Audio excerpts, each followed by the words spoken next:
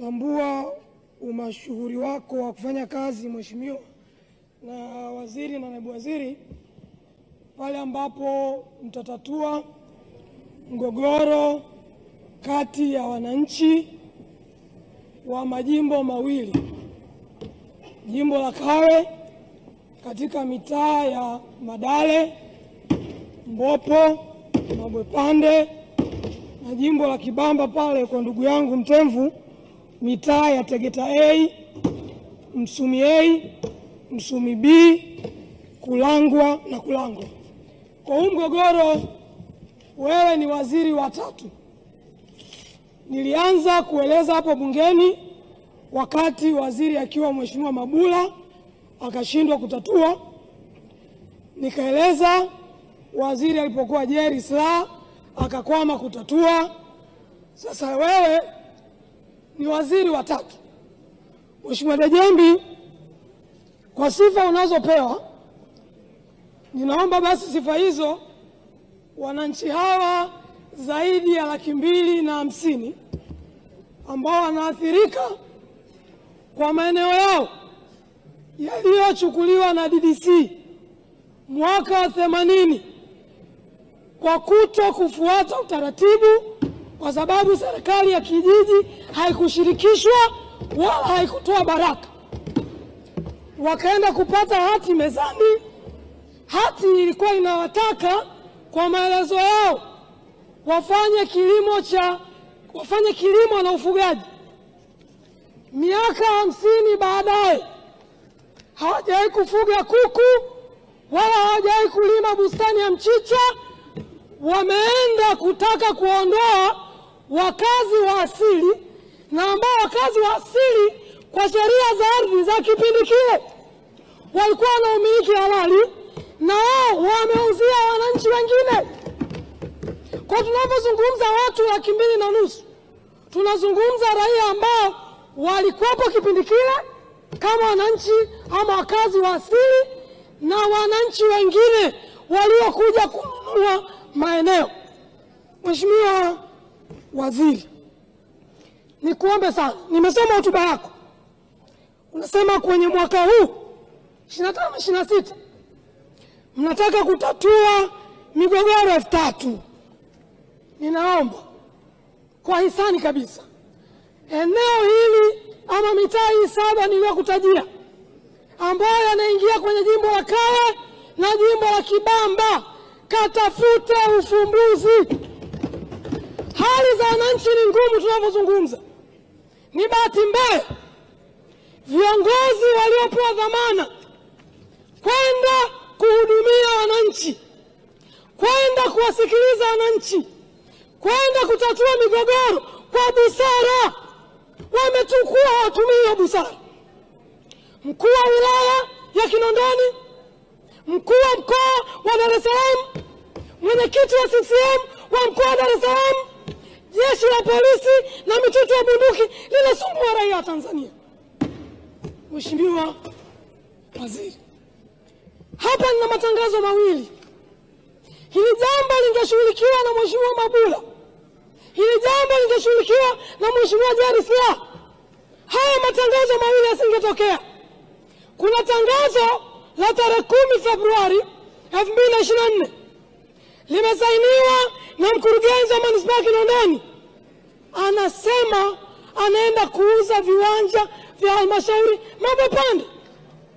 Tangazo la pili tarehe 9 Mei 2025 limesainiwa na Shedrack Maximilian, anaenda kuuza maeneo. Na mbaya zaidi, watu wamejenga nyumba zao, watu wana viwanja vyao, viwanja vyenye nyumba na viwanja ambavyo havina nyumba vinauzwa wakati wananchi wako ndani ya ardhi yao.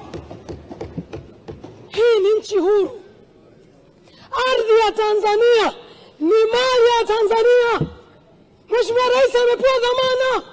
Tunaomba usaidie kumaliza huu mgogoro. Mheshimiwa, taarifa Mheshimiwa.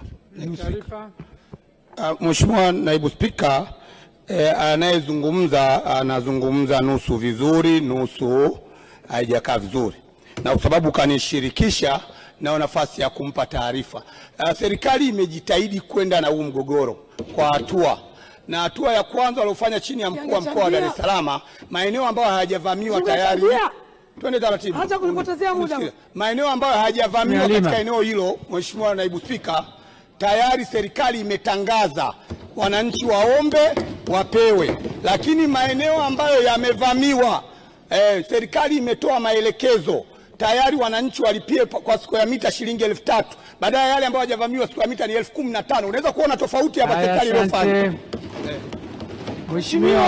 Waheshimiwa, tunaendesha bunge kwa kanuni. Taarifa ni sehemu ya haki ya mbunge ndani ya bunge. Na msemaji anapewa taarifa, jibu lake ni moja tu, kukubali taarifa au kuikataa na endelea na shughuli zake. Mheshimiwa, haina haja kutupiana maneno, haina haja kugombana, wala haina haja jambo lolote. Ndio kanuni zinaposema. Na Mheshimiwa Halima, wewe ni mwanasheria, hizi kanuni tumetunga pamoja. Endelea.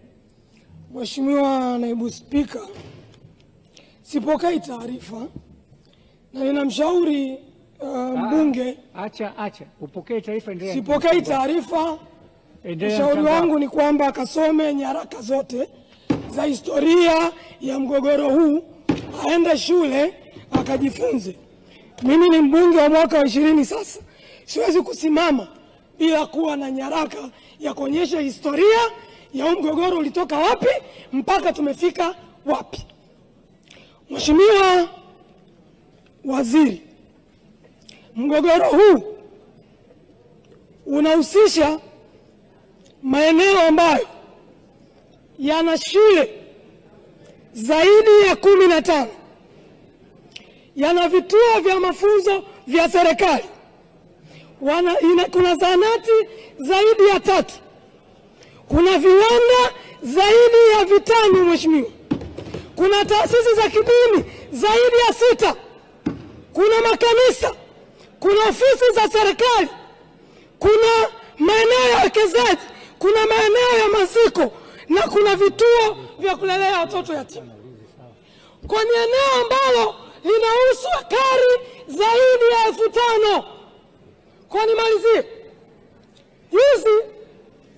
juzi wananchi walikuja wakakuona wizarani, umewaahidi wananchi utaenda kwenye maeneo husika kati ya tarehe 2 mpaka tarehe 7 mwezi wa 6. Wananchi wameshajitangazia huko kwamba waziri wa ardhi unaenda kuwatembelea. Ninaomba ahadi yako itimie, ukatatue mgogoro. Ushauri wangu mwingine, Mheshimiwa Waziri, ushauri wa bure kabisa, nenda sikiliza pande zote. Watu ambao wanashiriki kukandamiza wananchi sasa hivi, wakijua na ziara watakuwa wakupotoshe. Sikiliza upande wa serikali, sikiliza upande wa wananchi, upate kweli haki itendeke. Jambo la mwisho, tunalalamika hapa na naomba waziri utujibu. Tarehe 2 Februari 2022 Benki ya Dunia iliingia mkataba na serikali. Kengele yako ya pili shapigwa. Mengine mwandikie waziri. Ndio utaratibu wa bunge. Hata mpira kufika dakika 90 kama mfungwa moja hujarudisha ndo basi tena. Mheshimiwa Jessica.